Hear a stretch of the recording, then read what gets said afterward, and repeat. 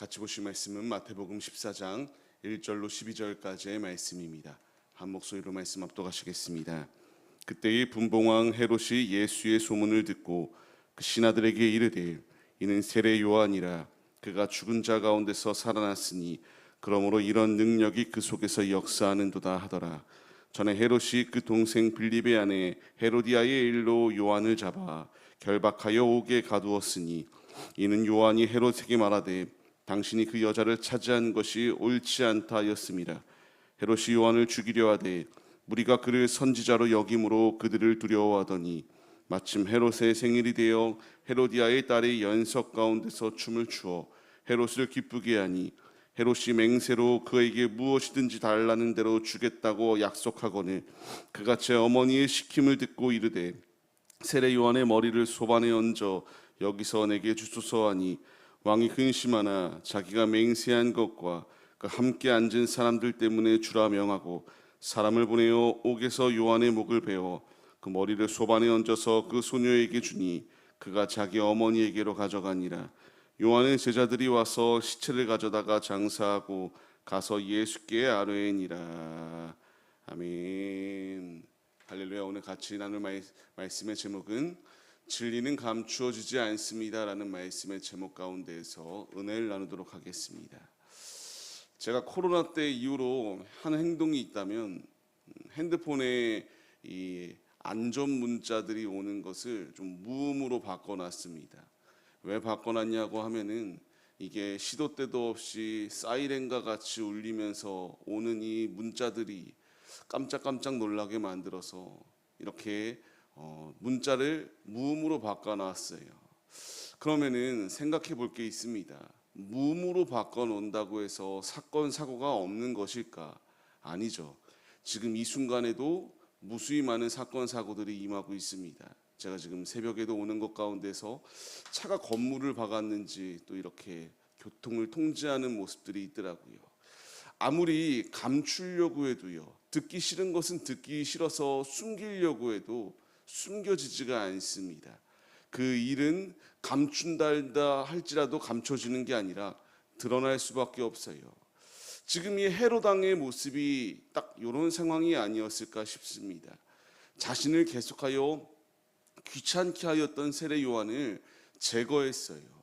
제거했으면 모든 것이 평탄해져야 마땅한데 그렇지 않습니다. 이 상황 가운데서 예수님의 사역은 계속하여 이어졌고요. 이 모습들을 보게 되니까 이제 주변에 있던 이들이 말하기 시작해요. 무엇라 말하기 시작합니까? 죽었던 세례 요한이 다시 살아난 것 아니냐, 두려워지기 시작하였던 게 이들의 모습이었습니다. 능력의 종으로서 귀히 쓰임받았던 세례 요한, 그가 이와 같이 열심을 다하여 사명을 감당하는 모습을 보니 이제 이들은 두려워지기 시작하였고요. 그들이 이와 같이 요한의 목숨을 분명히 앗아갔음에도 불구하고 계속하여 그 사역들이 이어지는 모습들을 보게 되니까 두려워졌어요.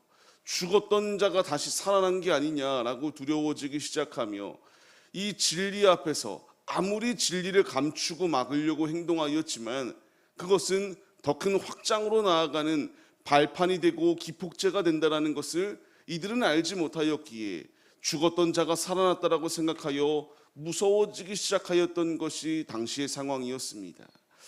이 말씀 가운데서 우리가 얻어야 될 분명한 교훈은 이와 같이 믿음의 길을 걸어갈 때에 분명히 우리 앞에도 어려운 문제들이 닥쳐오기 마련입니다.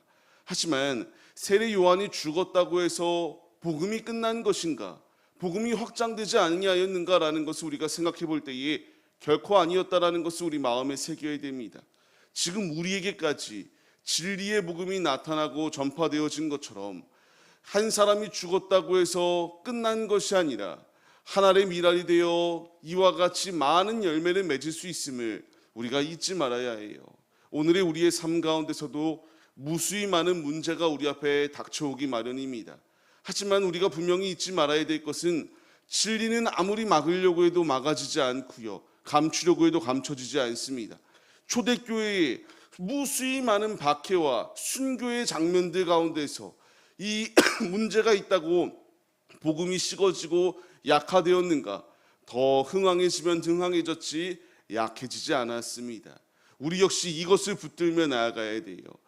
이 세례 요한은 죽었지만 분명히 육신적인 관점으로는 허망한 죽음처럼 여겨질 수 있어요.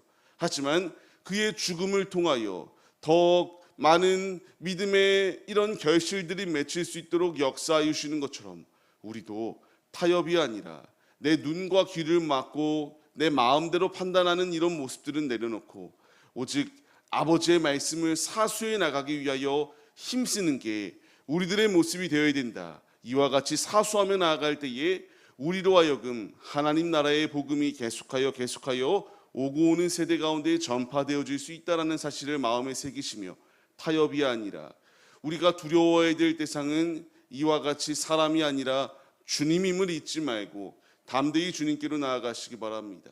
그렇다면 왜 도대체 세례 요한이 이와 같이 죽음을 맞이할 정도로 어떤 범죄를 저질렀다라고 이렇게 행동을 합니까? 결코 옳은 소리만 했던 게 세례 요한이었거든요. 죄를 범한 게 아닙니다.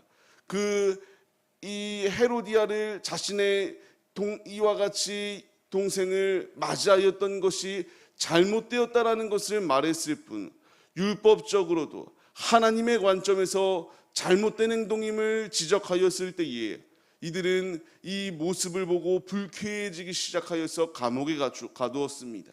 어떤 것 가운데서도 죄를 범한 게 없어요.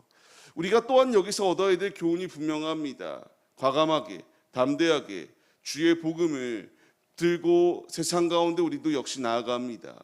세례 요한은 회개하라 천국이 가까이 왔다라고 이렇게 선포하며 광야에 외치는 소리로서 귀히 쓰임 받았죠. 그는 권력자 앞에서도 하나님의 이 진리의 말씀을 붙들고 나아갔던 이 믿음의 용사였습니다. 우리 역시 이 길을 걸어가야 됩니다. 아무리 세상의 권력이 크다 한들 하나님보다 크지 않아요.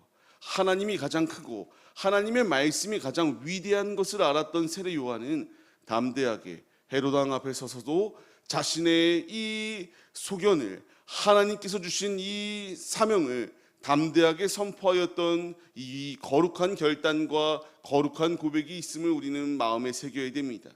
우리 역시 삶을 살아가면서 얼마나 많은 문제를 마주합니까? 타협하고 싶은 마음도 분명히 들고요. 때로는 조금은 내려놓고 쉽게 가고자 하는 이런 마음들도 우리 안에 피어오르기 마련입니다.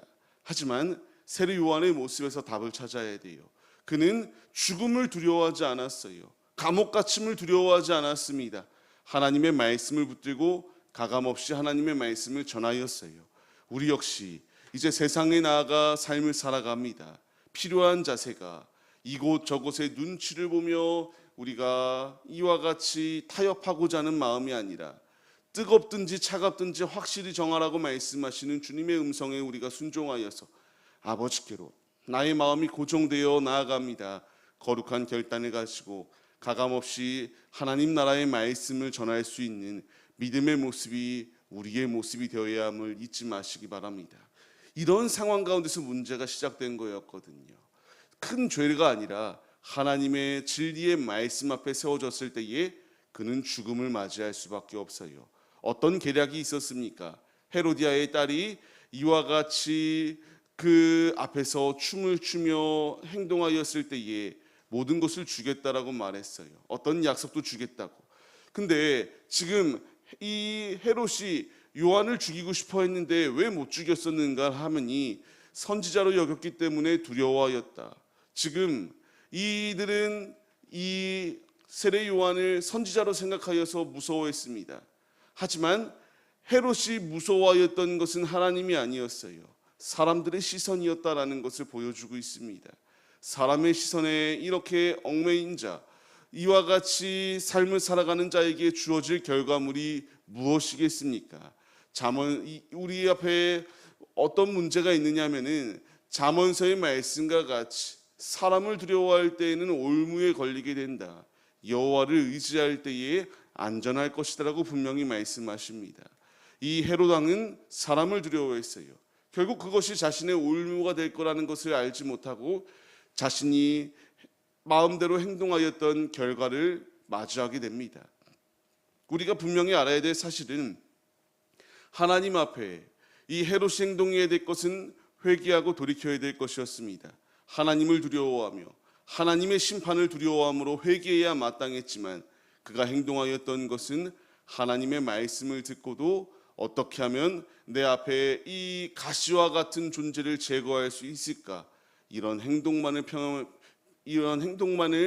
하길 위하여 이렇게 행동하였던 헤롯의 모습을 우리가 마음에 새겨서 악한 것들은 단호히 끊을 수 있는 믿음의 모습이 우리에게 필요합니다. 삶을 시작하는 성도님들, 결국 육신의 것은 나를 올무의 자리 가운데에 붙들 것밖에 되지 않아요. 지금 주께서 우리에게 말씀하실 때에 우리도 깨닫고 아버지 앞에 회개하며 거룩한 결단을 가지고 나아올 수 있는 믿음의 모습이 필요합니다. 죄의 자리 가운데에서 우리가 허우적거리는 것이 아니라 아버지가 원하시는 것은 사모하며 주님께로 나오길 원하고 계세요. 지금 이런 상황 가운데에서 세례 요한의 고백이 무엇이었습니까? 그는 흥해야 되고 나는 쇠하여야 된다라고 분명히 고백하였죠. 이 말씀이 성취되어졌잖아요. 하나님의 말씀은 그대로 이루어집니다. 여기서 우리가 또 하나의 결단해야 될 것이 있다면 요한의 제자들이 슬프죠. 시체를 장사한 후에 어떤 행동을 했는가를 우리 마음에 새겨야 돼요.